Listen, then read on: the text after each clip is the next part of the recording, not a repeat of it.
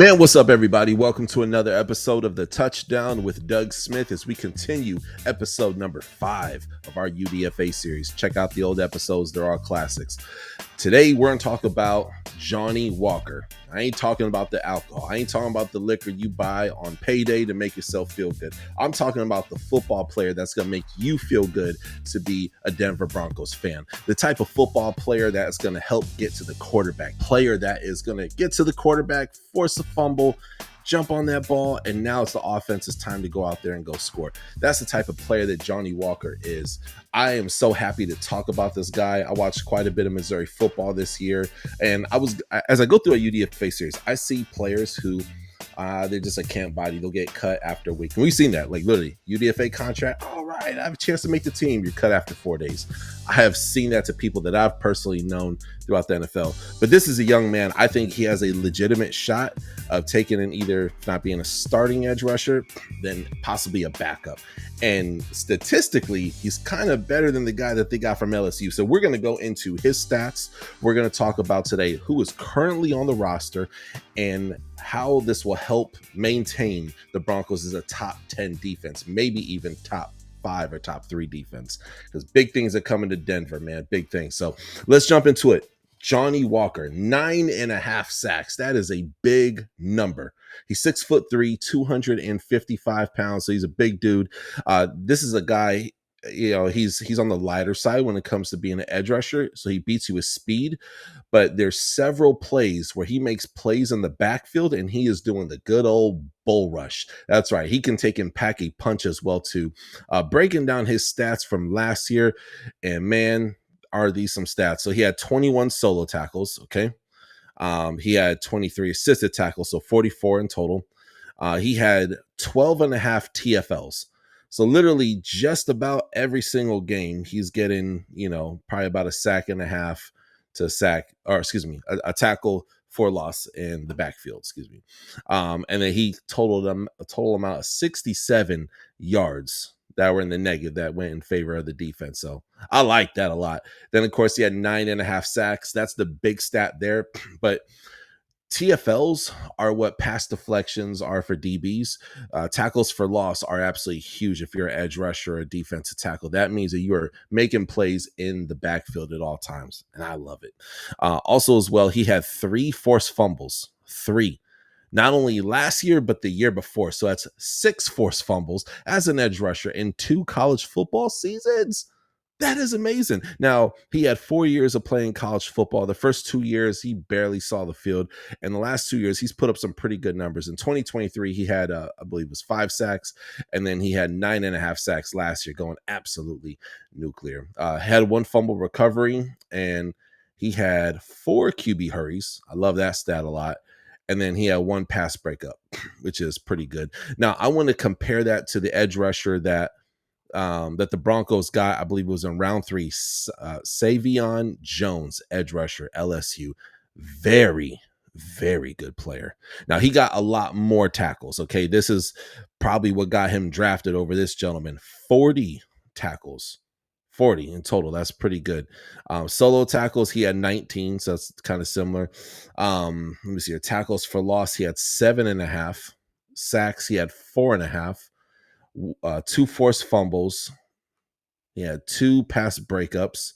Let's see. And then 2 pass deflections. So obviously LSU is a much bigger program than Missouri. As far as, talent, if I had to pick NFL draft prospects, I'm going to look at LSU before I take a look at Missouri. You have to be from Missouri to really rock with Missouri.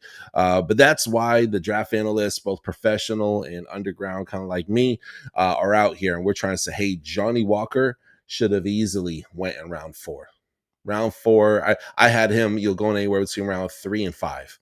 He went UDFA. Again, this was a weird freaking draft. I mean, you talk about weird. It was really weird. Now, before we get into defensive rankings, I'm going to talk about who is currently on the roster right now.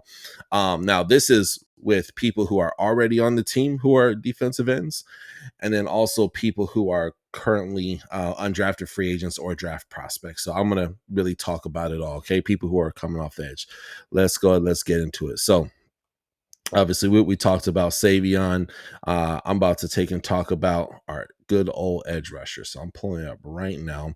So the first person I have is Christian Williams. Okay, he is a rookie and he's 6'2", 314. I think this guy's a camp body. I mean, no disrespect, Chris, if you're watching this. I'm just saying statistically, you just can't hang with the guy Johnny Walker, man. You just cannot. You know, I mean, you guys were on the same team. I'm looking here, my man. You had a total of 2 tackles for loss the whole year, and then you had for sacks, you had 1 sack the whole year. This is a person who probably should have got a camp invite, not an undrafted free agent. But maybe they like his personality. Maybe he could learn playbooks quick. I don't know. There's different reasons for it. But Christian Williams, I'm looking here. I'm just like, nah. Then the next one is Ayoma Uwazurike. Okay. 2 years in the NFL from Ohio State, 6'6", 320 edge rusher.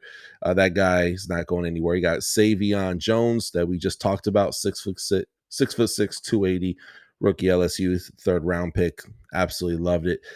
We got Matt Henningsen, John Franklin Myers, who's an absolute beast, and then we have Zach Allen. So, you know, there's some good players. I feel like the Broncos are a very good team overall. They were 3rd best in tackling according to PFF, and they had the number 7th ranked defense in the NFL, which I believe after this draft, I believe they will be a top 5 defense. You're hearing it first. I am predicting they'll be a top 5 defense. But when I look at Johnny Walker and I compare it to the people already on the roster, you can make an argument that he had better stats than Johnny Walker. The difference is that John Walker's about the Vic, excuse me. He had better stats than Savion Jones, Johnny Walker, I meant to say. And that with Johnny Walker, obviously they're going to play some good sized schools, Mizzou, but compared to LSU, it's a lot bigger. So maybe that is why I am not sure why Johnny Walker fell. But what I could tell you is that he is a great player. He's an electric player. He's getting past deflections.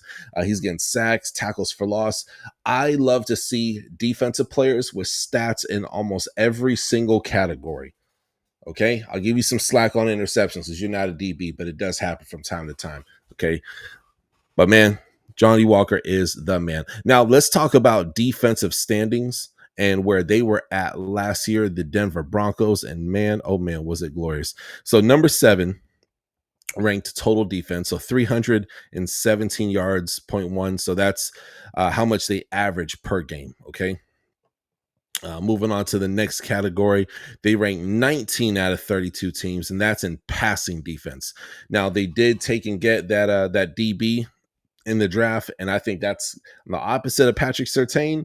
Whoo, it's going to be crazy. So I expect them to be definitely top 10 in that category for sure. Then we have rushing defense. So this is where Johnny Walker is going to come in and impact. Guys, they were ranked number 3, only allowing an average of 96.4 yards per game. They only took and they allowed 10 rushing touchdowns the whole year. And then, of course, 1 playoff touchdown. So take that what you will. But, dude, that's a top 3 rushing attack. So people are doing their job. Not a whole lot of, like, really flashy names. They're kind of a no-name defense. But I hope that they have a cool name here pretty soon. Then we got scoring defense. Again, Broncos are the number 3 scoring defense. Okay? They averaged 18.3 points allowed per game. Amazing win there. Let's see what else we got. Looking here through stats, scoring defense. Then we got red zone defense there, a top 3 defense as well too. Defense red zone touchdown rate is 46.9. Oh my gosh, I'd love to see it. And then, of course, third down defense, they're ranked number 11, and that's kind of where they slide a little bit. So overall, this Broncos defense is very, very, very good. But having a Johnny Walker in there who could bull rush, who could hit you with his moves, who get tons of tackles for loss, I see him coming in as more of a backup than a day one starter. But once he learns this defense, again, he has a body of work that goes back 2 years. And though he had 4 years of college football, but 2 years of like really, really good tape. Now, all right, well, you don't get some scrub points. Go out there, make a few tackles for us. Go ahead, Johnny. No, he's out there commanding the defense like he is supposed to. You know what I mean? And don't forget, last year he had to go up against I think his name's Kyle Schrader, Max Schrader. He was the running back. I think he's on the Chargers right now. Schrader, and his nickname was Shredder. And I can only imagine what those practices would have took and be like, you know what I mean, trying to take and tackle the guy. What a freaking nightmare that would have been. So anywho, Broncos are doing something right. They had a great draft class. Okay, they have one of the best defenses, top 10 defense currently right now in the National Football League. Also as well, I'm looking at other people on the roster. There's some camp bodies in there. There's some Jags, just a guy kind of thing. And I could see him coming in there and making a big splash. I mean, Johnny Walker is that dude. He's more than just a cool name. He's a Denver Bronco who is now, I'm expecting, to take and crack the 53-man roster. Okay. Now, when I do these videos, I try not to be over optimistic. I was doing research on a player that, I won't mention, but I'm watching. He had good stats, but I just see a special teams guy, or maybe like a practice squad guy. You start him for a couple games a year, right? I don't see that with Johnny Walker. I don't. I see a guy who has potential to be a starter, possibly halfway through the season. Injuries take a habit. So you bring him in his depth and you let him rock and roll from there. You let him rock and roll from there. He reminds me of Muhammad, the edge rusher from Colorado State, who went he's a UDFA or a day 3 pick for the Miami Dolphins in last year's draft.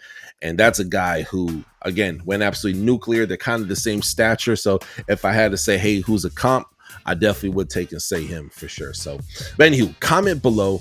Hit that subscribe button, support the channel. Man, it helps out a lot. I've interviewed a few Broncos throughout the years. I had Chris Harris on the show, I want to say probably about 3 years ago. Talked about his time with my co-host Mike Williams. Had an absolute blast. I've had a few other guys. So this is an Denver Broncos channel, but this is an NFL draft UDFA channel. And of course, I cover news stories throughout the year, both college football and NFL. Try to keep things very exciting for you. So comment below, hit that subscribe button, support the channel, and I'm gonna see you guys next time on the Touchdown with Doug Smith. It's Johnny Walker. Peace. Thank you for watching another episode of the Touchdown with Doug Smith, where we have exclusive NFL content and exclusive NFL interviews. Be sure to hit that like and that subscribe button. Follow us on social media. See you on the next one.